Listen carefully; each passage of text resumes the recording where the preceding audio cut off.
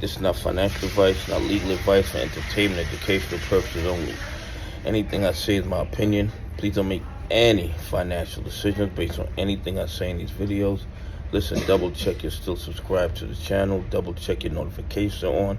And if you hit that like button, double check it's working properly, because you know these bad actors are working overtime to suppress the channel, because they're terrified of more people becoming aware of all the fraud and corruption in the United States stock market. Guys, listen. XRP is more than a game changer. XRP is going to overturn the old financial system. When it comes to cross-border money transfers, the banks are done. They can kick and scream. They can say they're going to put blockchain on SWIFT, which is just messaging, but they're not actually sending anything. Here is another transfer that was sent to me. And I want you guys to look at this and think about this logically.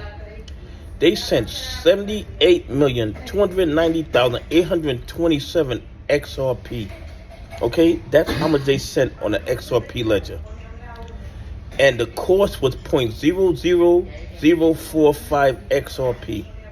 That's less than 1 cent. And if you price XRP at $230, you're talking about $200 million was sent, and it only cost under 1 cent. How can the banks compete with that? The banks cannot compete with that. And this is just one part of what XRP does. I'm just talking about the cross-border money transfer. What happens with the XRP spot ETFs? What happens with the tokenization of real-world assets? Guys, and I'm not telling you to buy, hold, or sell XRP. I'm telling you that XRP really has no ceiling. And the thing is this, the banks knew this is what XRP was going to do. And that's why they, in my opinion, sent Gary Gensler and the SEC to attack XRP. They let Bitcoin run. They let Ethereum run. They gave them spot ETFs. You had Bitcoin spot ETFs. You had Ethereum spot ETFs. And Gary Gensler didn't have a problem with that. The SEC didn't have a problem with that. You know why? Because they knew Bitcoin and Ethereum was not a threat to their dominance in the financial system. Bitcoin and Ethereum was too slow, and too expensive. And you couldn't trust it because it might get bottlenecked, which would send the fees going crazy. But with XRP, you can send 200 million of XRP. 200 million. It sells in seconds. And it's under 1 penny.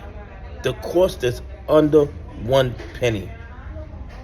The banks knew this, and this is why they were attacking XRP so hard.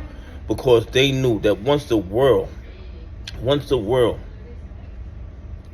became aware of how cheap, how fast they could send money, they knew the SWIFT system was going the way of the dinosaurs.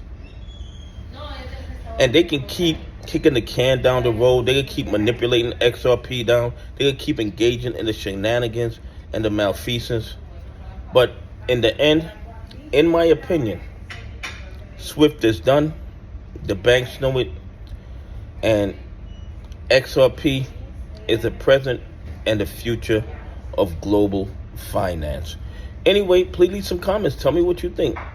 Do you think the banks knew that you could send 200 million in XRP overseas for under 1 penny?